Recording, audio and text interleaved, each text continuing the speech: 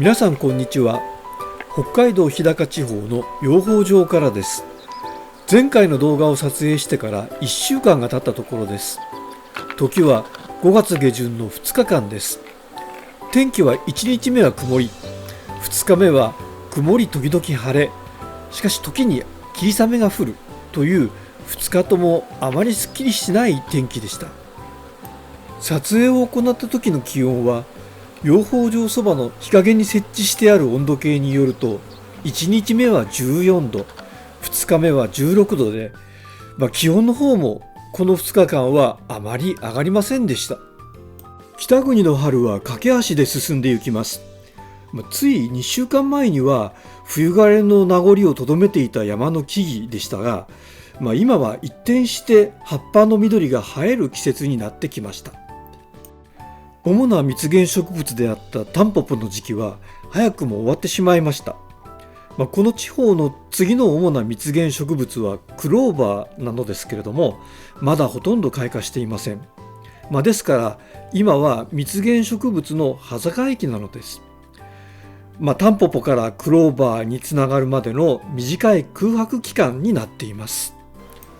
しかしだからといって野山に全く花がないのかというと、そういうわけではもちろんありません。また養蜂家が蜂たちに手製の餌を与えています。そして何よりも蜂たちが自分たちで越冬明けからここに至るまで食料をせっせと巣の中に溜め込んできました。ですからいくら端境期でも巣の中にはどんどん増えてゆく幼虫を育てるのに十分なだけの食料があります。実際今は女王蜂が精力的に卵を産んで、そこから孵化して育った働き蜂たちが巣の中で急速に勢いを増している時期なのです。ただそうは言っても蜂の個体数は昨年のミツバチヘギイタダニの災いと、さらに越冬の過程でかなり減りました。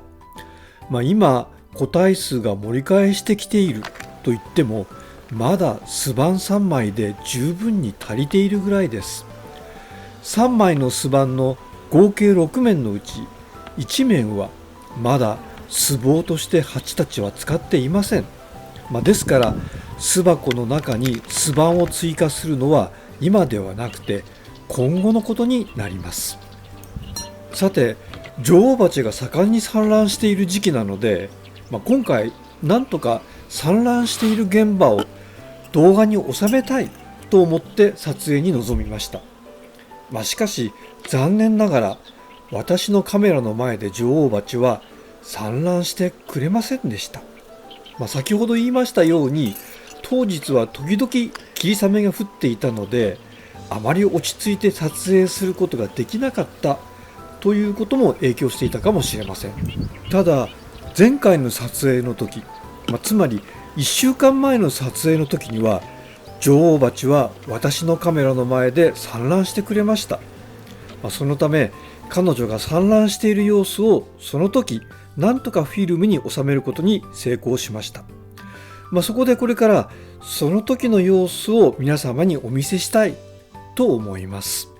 その前に女王蜂の産卵について少し説明させてください。ミツバチのコロニーで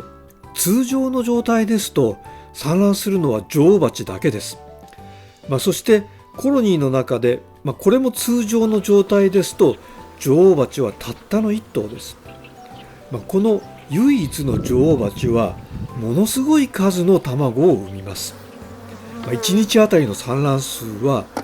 テキストによって幅がありますけれども、多い時には1000個から2500個と言われています。仮に2000個とします。でさらに2000個の卵を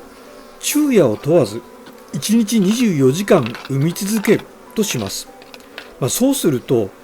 実に43秒に1個のペースで卵を産み続けなければいけないということになります。女王蜂のことを時に産卵機械と呼ぶこともあるようですが、これは決して誇張した表現ではないということがこのことからわかります。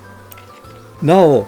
女王蜂の1日あたりの産卵時間を今私は24時間としましたけれども、テキストによっては12時間を採用しているものもあります。先ほどの1日あたり産卵数の違いとも関連しているわけです。爬虫類の性決定では、無精卵からはオスが帰り、有精卵からはメスが帰るという原則があります。そしてミツバチもこの原則に従っています。つまり無精卵はオスバチになり、有精卵は働きバチや女王バチになります。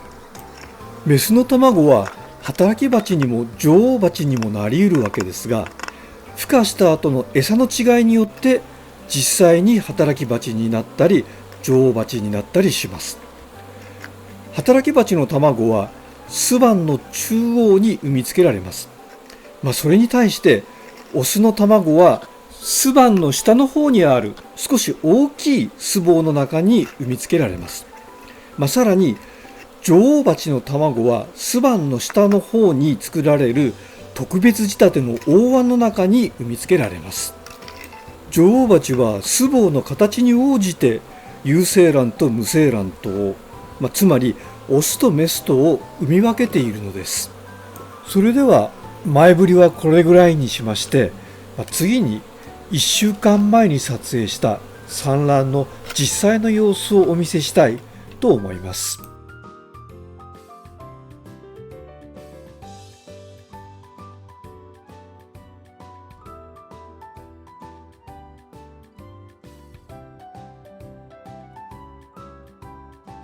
いかがでしょうか。今の場面が産卵のシーンだと思います。もう一度、しかし今度は拡大して見てみます。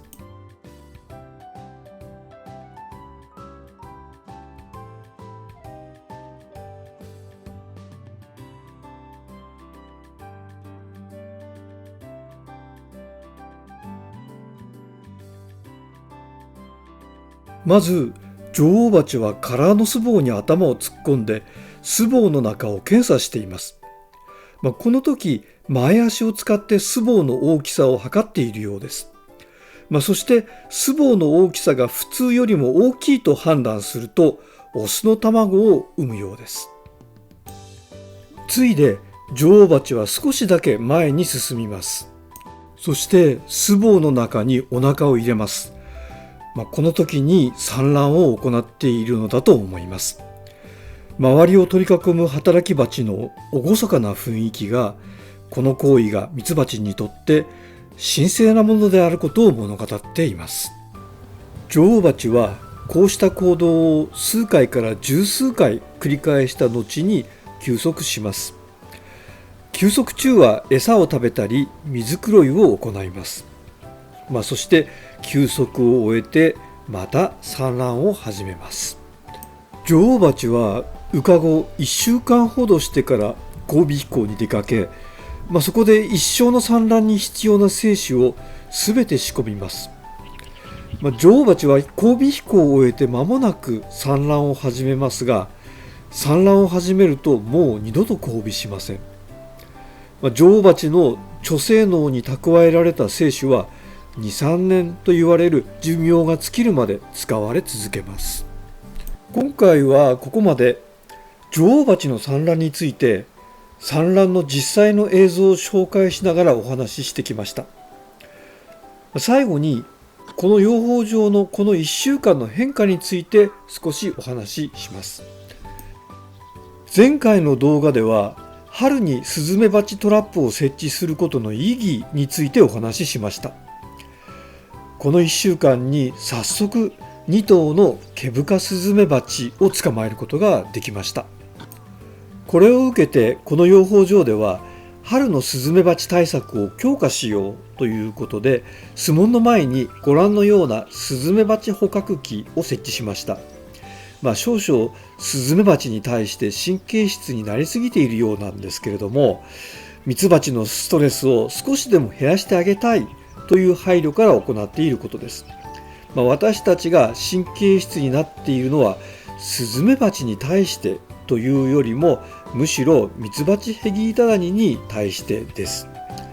はい、今回はここで失礼させていただきます。最後までお付き合いいただきありがとうございました。